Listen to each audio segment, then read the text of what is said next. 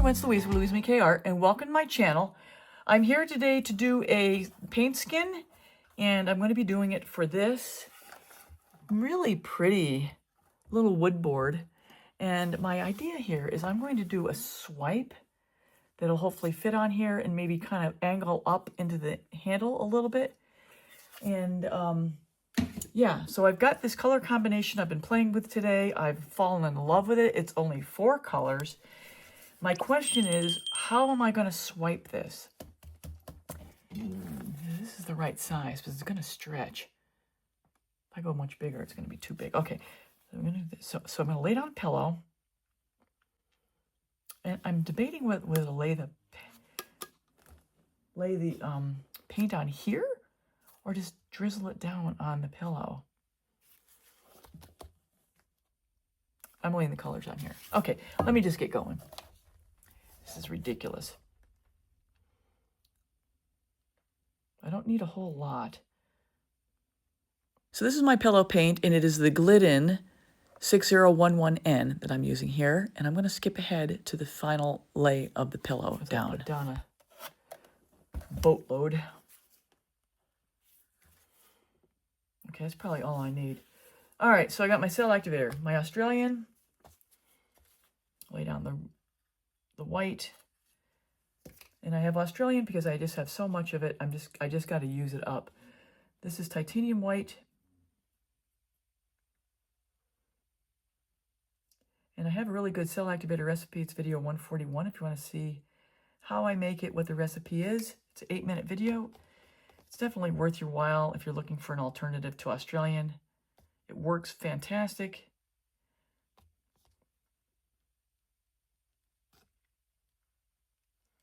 Okay, so that's the black, titanium white and oxide black.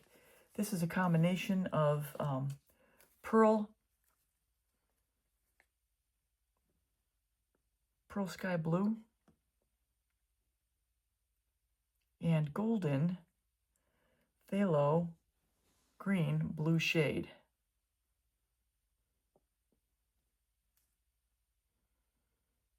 This knife is probably too big.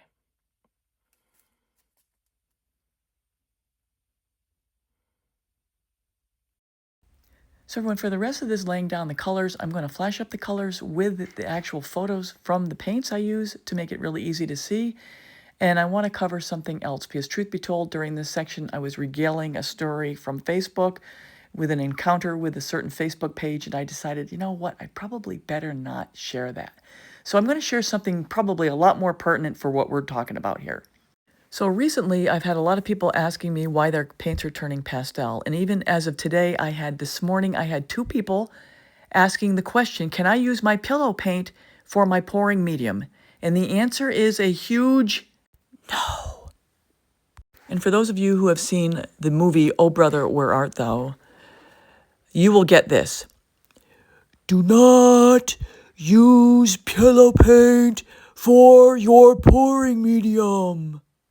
For those of you who have not seen Oh Brother, Where Art Thou? You must now. Later in this video, I will include a recap page of what I use for my pillow, my pouring medium, and my paint.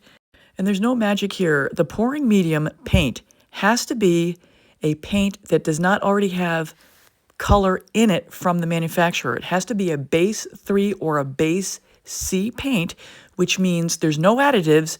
And when you give that paint swatch to the guy at the counter for your living room project, he's going to go get that ultra deep base, that base C or that base 3 paint to mix your paint color in.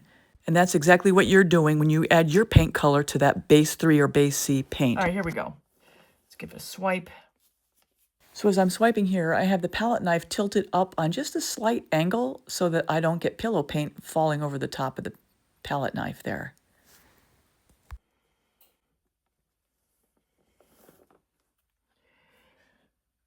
Okay,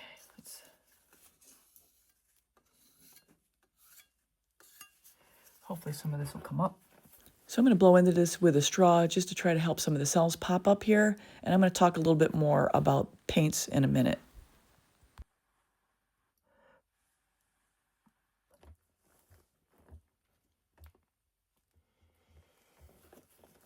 I'm just going to move this whole layer over. move it all over.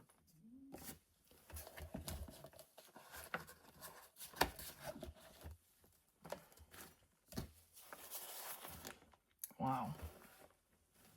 I have nowhere to go. I really should have right here just added more pillow paint to that right side. But I ended up being very stingy and trying to steal some of the pillow paint I currently have and moving it over to the right side, as you'll see. And I'm just going to fast forward through this part.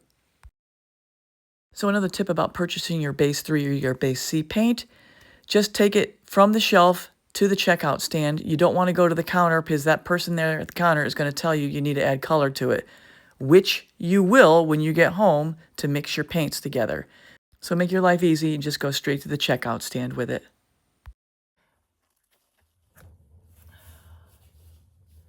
I really love this color combination.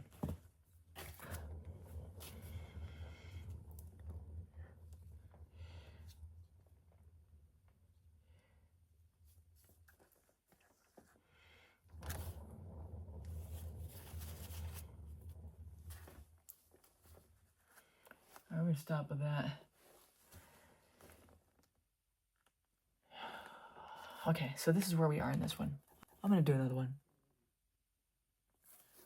I really love it. Hi everyone, I'm back, and I skipped a couple steps during these charcuterie boards. I've ended up changing my board and going with this board because this creation fit this board better. Fortunately, I've got a few boards to choose from back there, so I kind of have an inventory I can play around and mix and match, which is really nice. So what I've already done is I've peeled my paint skin, and it's very easy, and I've shown this in other videos.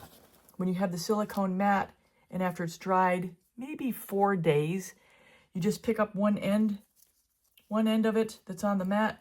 You just pick it up, and it just peels right off. After I peel it off, I cut it down, and this takes me a little while. I'm kind of painstaking about it. So I didn't show you all that part either, but this is where I am on this piece. I took a couple of extra pieces off of it for a little extra fun on the neck here. Yeah, so now this part here is the application of the skin, and what I often use is this matte varnish from, or you can use any varnish. The varnish acts as a glue.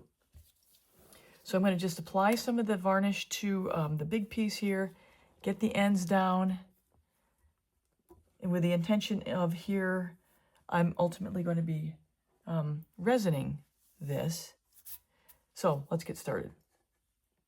So I'm just gonna just apply the varnish to the board, approximately where the skin's going to lay. And then I'm going to apply the varnish to the skin. Hope I'm on camera. But nothing special here, just applying it to the skin. And if you wonder, why don't I just bloom on the board? I've been asked that lots of times. And the reason's simple. I like the way it comes out better when I do it this way, because I have a lot more control as to the shape of this and how it's going to lay out on the board. So I'm going to get it on here, and you got to move fairly quickly. No panic, but you want to move fairly quickly because you don't want it to set up before you're ready. Get a paper towel. So I'm going to start pushing from the center out to get the varnish off. You want to have no air bubbles inside, because the last thing you want is to have air bubbles showing up. And then you got to pop the air bubbles before you start to resin it. It's a pain in the butt. Doable, but then it never lays exactly right. So I always do this with a lot of good diligence. And then I grab the edges, fold them down, and I'm going to hold them there for a minute. I'm going to hold this one here for a little bit, and then I'm going to hold this. I want to make sure I get enough here. Then I hold this one down too.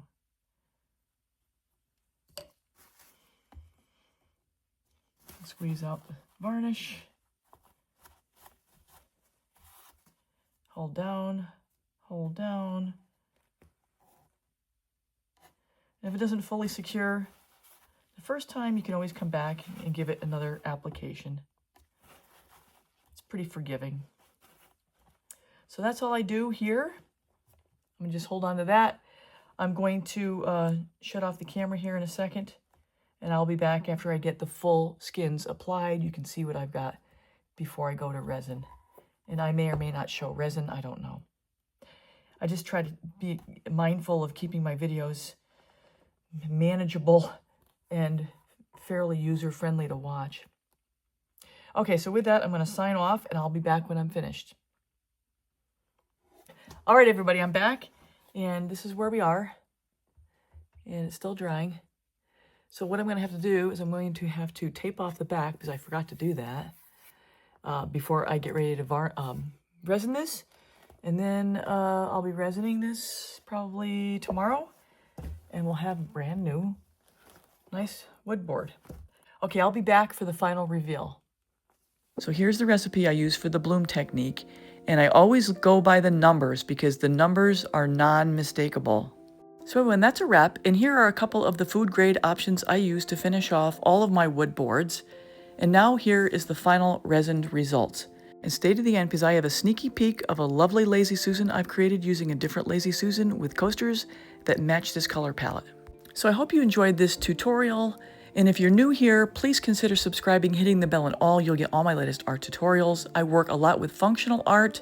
At the end, I will link my playlist for other wood board creations, and I'll also whet your appetite with other playlists I have that are on my YouTube channel. So that's all for now, everybody. I hope this was informative, and please, if you have any questions that I haven't answered in the video, please leave it in the comment section. Also, remember to check my description for more information. And as promised, here is the sneaky peek of the lovely things I have upcoming for you guys.